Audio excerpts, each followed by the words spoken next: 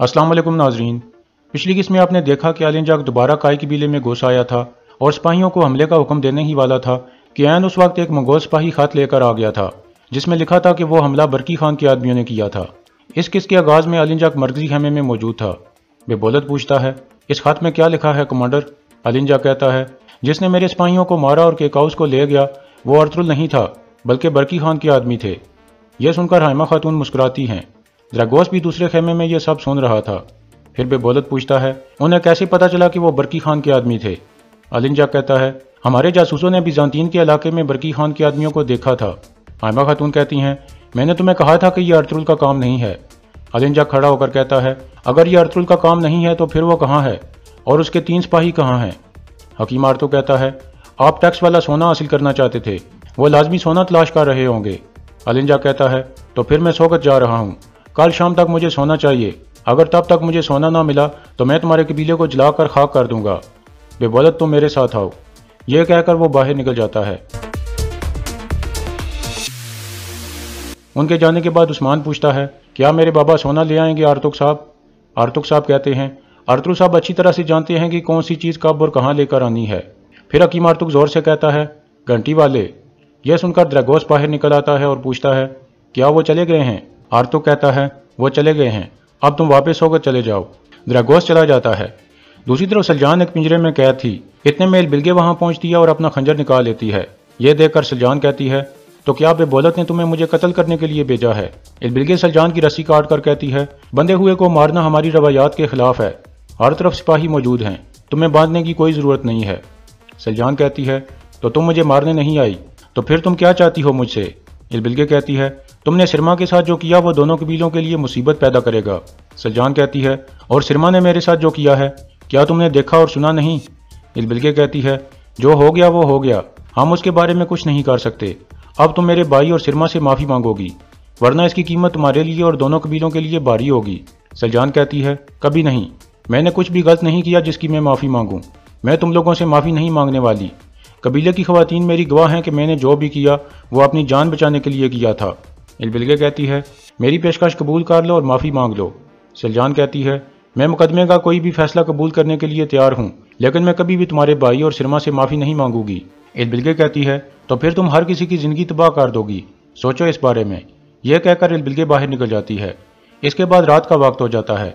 लफके किले में उरानोस अपने 2 सिपाहियों से पूछ रहा था, तो अर्तुल ने जिस आदमी को पकड़ा वो कौन था? सिपाही कहते हैं, हम उसे नहीं जानते हुजूर, हमने पहले उसे कभी नहीं देखा।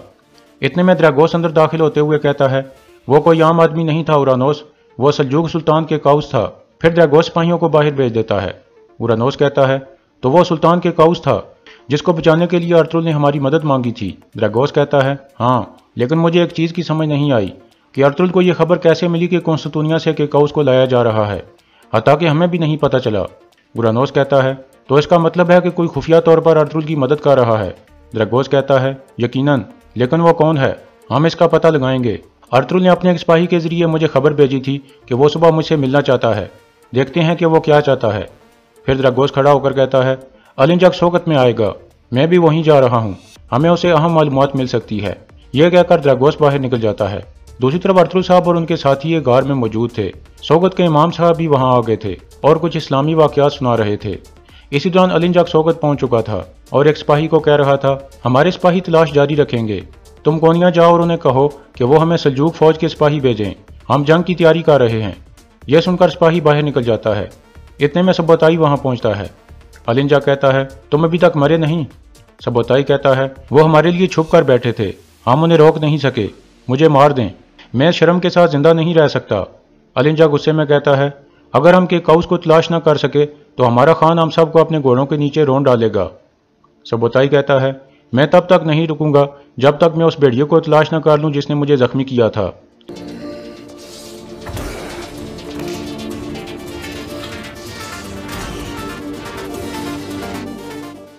फिर बेबोलत कहता है, थोड़ा सुकून रखो कमांडर, आप गुस्से से कांप रहे हो। आलिंजाक कहता है, मैं कैसे ना कांपूं, मैं केकाउस को लागू खान के हवाले करके उनका सबसे काबिल एतमाद कमांडर बनने वाला था और अब मैं उनके सामने जलील हो जाऊंगा। बेबोलत कहता है, आपने कैसे फैसला कर लिया कि इसके पीछे अर्तुल नहीं है? दोबारा सोचो, آپ ارطغرل اور کائی والوں کو اچھی طرح سے جانتے ہو، وہ کچھ بھی کر سکتے ہیں۔ النجا کہتا ہے، کیا ہمارے جاسوسوں کی معلومات غلط ہے؟ کیا تم مجھے بیوقوف سمجھتے ہو؟ میرے خیال میں یہاں مجھے کئی اور چالوں کا سامنا کرنا پڑے گا۔ میں سب سے نپٹ لوں گا، لیکن سب سے پہلے میں صندوق ہلاکو خان کے حوالے کروں گا۔ بے بولت کہتا ہے، لیکن ہلاکو خان کو سونا بھی چاہیے۔ النجا کہتا ہے، سونے کے لیے میں نے کائی والوں کو کل تک کا وقت دے دیا ہے۔ اگر ارطغرل کل سونا نہ لایا تو ہم پورے کائی قبیلے کو جلا کر تباہ کر دیں گے، اور یہ تم کرو گے۔ بے بولت کہتا ہے، آپ جانتے ہو میں اپنی ذمہ داری کے لیے اپنے باپ کو بھی قتل کر سکتا ہوں۔ دوسری طرف کائی قبیلے میں البلگے اپنی بہن سرما کے پاس موجود تھی۔ اتنے میں آئمہ خاتون وہاں پہنچتی ہیں اور سرما سے پوچھتی ہیں، اب کیسی ہو آپ سرما خاتون؟ سرما کوئی جواب نہیں دیتی۔ پھر البلگے کہتی ہے، اللہ کا شکر ہے کہ یہ ٹھیک ہے۔ الجن خاتون اور آرتک صاحب نے کہا ہے کہ یہ بہتر ہو رہی ہے۔ آئمہ خاتون کہتی ہیں، اللہ کا شکر ہے، یہ ایک بدقسمت واقعہ تھا، اللہ ہمیں مصیبت سے بچائے۔ یہ سن کر سرما کہتی ہے، اس سے برا اور کیا ہوگا؟ تم لوگوں نے میرا خون بہایا اور مجھے قتل کرنے کی کوشش کی، لیکن ہم انتقام لیں گے، آنکھ کے بدلے آنکھ۔ آئمہ خاتون، جب تک میں اپنا انتقام نہ لے لوں میں آرام سے نہیں بیٹھوں گی۔ آئمہ خاتون کہتی ہیں، ایک اچھی مصیبت ایک اچھی نصیحت سے بہتر ہوتی ہے۔ یہ بدقسمت واقعہ ہم سب کے لیے ایک سبق ہوگا، دشمنی سے کسی کو فائدہ نہیں ہوگا، اس کو بھول جاؤ اور سلجان کو معاف کر دو۔ سرما کہتی ہے، میں اپنا انتقام لینے سے پہلے اسے معاف نہیں کروں گی، تیر کمان سے نکل چکا ہے۔ دوسری طرف سوگت میں بے بولت کہہ رہا تھا، ہمارے سپاہیوں کو تیار کرو جنال، ارطغرل کل سونا نہیں لے کر آئے گا، کل کائی والوں پر جہنم ٹوٹنے والی ہے۔ اب سے بے بولت نہیں بلکہ الباستی یہاں ہے۔ اس کے بعد اگلا دن شروع ہو جاتا ہے۔ دراگوس ایک جگہ ارطغرل صاحب کا انتظار کر رہا تھا۔ اتنے میں ارطغرل صاحب وہاں پہنچتے ہیں۔ وہ گھوڑے سے اترتے ہیں تو دراگوس کہتا ہے، آپ کہاں تھے حضور؟ ارطغرل صاحب پوچھتے ہیں، کیا ہوا گھنٹی والے؟ دراگوس کہتا ہے، وہ غلیظ النجا قبیلے میں آیا تھا حضور، وہ قتل عام کرنے ہی والا تھا کہ آخری لمحے میں ایک سپاہی خط لے کر آ گیا، جس کے بعد وہ رک گیا۔ ارطغرل صاحب پوچھتے ہیں، کیا تمہارے پاس کوئی اور بھی معلومات ہے؟ دراگوس کہتا ہے، جی ہاں حضور، اگر آپ نے آج رات تک سونا اس کے حوالے نہ کیا تو وہ غلیظ آپ کے قبیلے کو جلا ڈالے گا۔ ارطغرل صاحب کہتے ہیں، وہ کچھ بھی نہیں کرے گا، تم فکر مت کرو۔ کیا اس نے صندوق کے بارے میں کوئی بات کی تھی؟ دراگوس کہتا ہے، جی ہاں حضور، وہ صندوق کو ہلاکو خان کی طرف بھیجنے والا ہے۔ ارطغرل صاحب کہتے ہیں، میں نے اس لیے تمہیں بلایا تھا گھنٹی والے، تم پتہ لگاؤ کہ وہ صندوق کب بھیجے گا، پھر تم دراگوس کو خبر دینا، صندوق وہ حاصل کرے گا۔ دراگوس کہتا ہے، ایک اور بات حضور، قبیلے میں سلجان خاتون نے سرما کو خنجر مار دیا تھا، اگر آپ قبیلے نہ گئے تو بے بولت سلجان خاتون کو قتل کر دے گا۔ یہ سن کر ارطغرل صاحب سوچ میں پڑ جاتے ہیں۔ اسی دوران بے بولت کائی قبیلے میں سرما کے پاس پہنچتا ہے اور پوچھتا ہے، تمہارا زخم کیسا ہے سرما؟ سرما کہتی ہے، نہ ہی میرے پیٹ کا زخم اور نہ ہی میری عزت کا زخم ابھی تک ٹھیک ہوا ہے بھائی، انہوں نے میری اور میری بہن کی بےزتی کی، انہوں نے ہماری روایات کو رون ڈالا۔ بے بولت کہتا ہے، میں انہیں بھی رون ڈالوں گا، تم فکر مت کرو، پہلے تم کچھ بہتر ہو جاؤ۔ سرما کہتی ہے، میں تب تک ٹھیک نہیں ہوں گی جب تک میں اپنا انتقام نہ دیکھ لوں بھائی، ان کا اصل ہدف میں نہیں بلکہ آپ تھے، آپ کا سردار اعلیٰ بننا انہیں ہضم نہیں ہوا۔ بے بولت کہتا ہے، میں انہیں دکھاؤں گا کہ سردار اعلیٰ کی بہن کو خنجر گھونپنے کے نتائج کیا ہوں گے، میں بہنے والے خون کے ہر قطرے کا حساب لوں گا ان سے، اب وہ مجھے روک نہیں سکتے۔ یہ کہہ کر وہ جانے لگتا ہے تو البلگے کہتی ہے، تھوڑا سکون رکھیں بھائی، ایسا کرنے سے دونوں قبیلوں میں جنگ چھڑ جائے گی۔ بے بولت کہتا ہے، جنگ چھڑتی ہے تو چھڑ جائے، انہوں نے میری بہن کا خون بہایا، اس لیے میں ان کا خون بہاؤں گا۔ البلگے کہتی ہے، لیکن ہماری بہن اب ٹھیک ہے، اگر آپ نے سلجان کو مار دیا تو یہ ناانصافی ہوگی۔ بے بولت کہتا ہے، اگر اسے مارنا ناانصافی ہوگی تو پھر میں اس کے ساتھ کچھ ایسا کروں گا جو موت سے بھی بدتر ہوگا، میں پورے قبیلے کے سامنے اسے ذلیل و رسوا کر دوں گا۔ یہ کہہ کر وہ باہر نکل جاتا ہے۔ پھر سرما بھی اٹھ کر بیٹھ جاتی ہے۔ مینگو کہتی ہے، آپ کیا کر رہی ہیں؟ آپ کو آرام کی ضرورت ہے۔ سرما کہتی ہے، سب سے پہلے میرا انتقام ہے، جب تک میں اس عورت کو تکلیف میں نہ دیکھ لوں مجھے سکون نہیں ملے گا، میرے کپڑے لاؤ۔ اسی دوران بے بولت مرکزی خیمے میں پہنچ کر کہتا ہے، اس خون بہانے والی عورت نے میرے خلاف بغاوت کی ہے، لیکن فکر نہ کریں، میں اسے ایسی سزا دوں گا کہ وہ ہر کسی کے لیے سبق ہوگا۔ آئمہ خاتون پوچھتی ہیں، تم کیا کرو گے بے بولت؟ بے بولت کہتا ہے، میں پورے قبیلے کے سامنے اسے کوڑے ماروں گا۔ یہ سن کر حکیم آرتو کہتا ہے، غصے نے آپ کو اندھا کر دیا ہے بے بولت صاحب، آپ مقدمے کے بغیر انہیں سزا نہیں دے سکتے۔ بے بولت کہتا ہے، ہم جانتے ہیں کہ خون کس نے بہایا ہے آرتک صاحب، مقدمے کی کوئی ضرورت نہیں ہے۔ آئمہ خاتون کہتی ہیں، اگر تم نے ایسا کیا تو تم سے حساب لیا جائے گا۔ بے بولت کہتا ہے، جنال فوراً سلجان کو میرے پاس لاؤ۔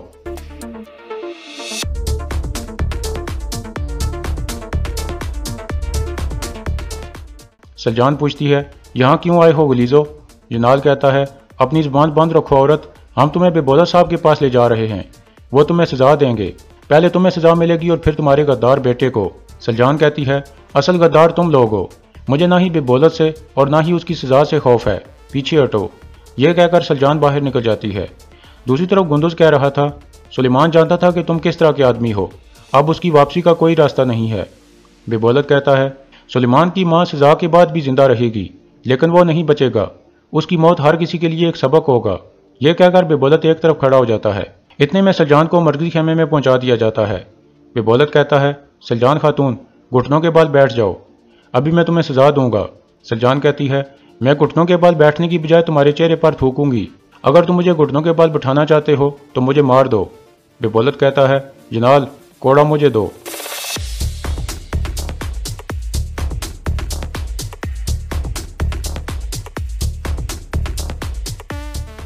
कोड़ा लेकर बेबोलत कहता है, मैं तुम्हें कत्ल करना चाहता हूँ, लेकिन मैं एक सरदार आला हूँ, रवैयात की पैरवी करना मेरी जिम्मेदारी है, मैं पूरे कबीले के सामने तुम्हें कोड़े मारूंगा। जनाल सलजान को पकड़कर खेमे के बाहर ले जाओ। यह सुनकर आयमा खातून कहती हैं, बहुत हो गया, यह जुल्म है, रवैयात नहीं। फिर हकीम आरतू कहता है, आप गलती कर रहे हो बेबोलत साहब, मुकदमे के बगैर आप सजा नहीं दे सकते। फिर उस्मान सामने आकर कहता है, अगर आप इनको सजा देना चाहते हो तो पहले आपको हमारे ऊपर से गुजरना पड़ेगा। बेबोलत कहता है, तो फिर मैं आप सब के ऊपर से गुजर जाऊंगा।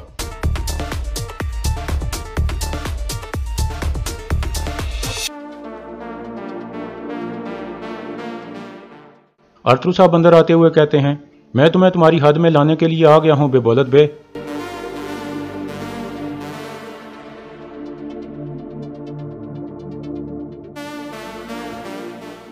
इसके बाद लफके किले का मंजर सामने आता है। उरानोस कहता है, अरतुल हमारा सबसे बड़ा दुश्मन था, लेकिन अभी हम उसके बगैर कुछ भी नहीं कर सकते, ऐसा कब तक जारी रहेगा हुजूर। द्रागोस कहता है, अरतुल अभी भी हमारा सबसे बड़ा दुश्मन है, लेकिन अभी के लिए हमें वो जिंदा चाहिए, अगर वो मर गया तो ताकत का तवाज़ुन तब्दील हो जाएगा, हम एक वक्त में मंगोलों और एक पोशीदा दुश्मन से नहीं लड़ सकते। उरानोस पूछता है, तो फिर हम क्या करेंगे हुजूर। द्रागोस कहता है, हमें अरतुल के साथ शराकतदारी को इस्तेमाल करने की ज़रूरत है उरानोस, हमें एक इनाम मिल रहा है। अरतुल ने मुझे बताया है कि वो खुफिया संदूक हम हासिल करें, वो संदूक मंगोलों के खिलाफ हमारी एक ढाल होगा। उरानोस पूछता है, अरतुल क्यों चाहता है कि वो इतना अहम संदूक हम हासिल करें। द्रागोस कहता है, क्योंकि वो हमारे ऊपर एतमाद करता है और वो सोच रहा है कि उसे संदूक वापस मिल जाएगा, लेकिन जैसे उसने हमें सोना वापस नहीं दिया, ऐसे ही हम उसे संदूक वापस नहीं करेंगे। उरानोस पूछता है, तो फिर हमारे इत्तेहाद का क्या होगा हुजूर। द्रागोस कहता है, उसके बारे में मत सोचो, हम इतना कीमती संदूक उसे वापस नहीं कर सकते, हत्ता कि हम आपस में भाई भी होते। फिर द्रागोस खड़ा होकर कहता है, मैं पता लगाऊंगा कि वो संदूक कब भेजेंगे, तुम अपने सिपाहियों को तैयार रखो, मुझे कोई गलती नहीं चाहिए। यह कहकर द्रागोस वहां से चला जाता है।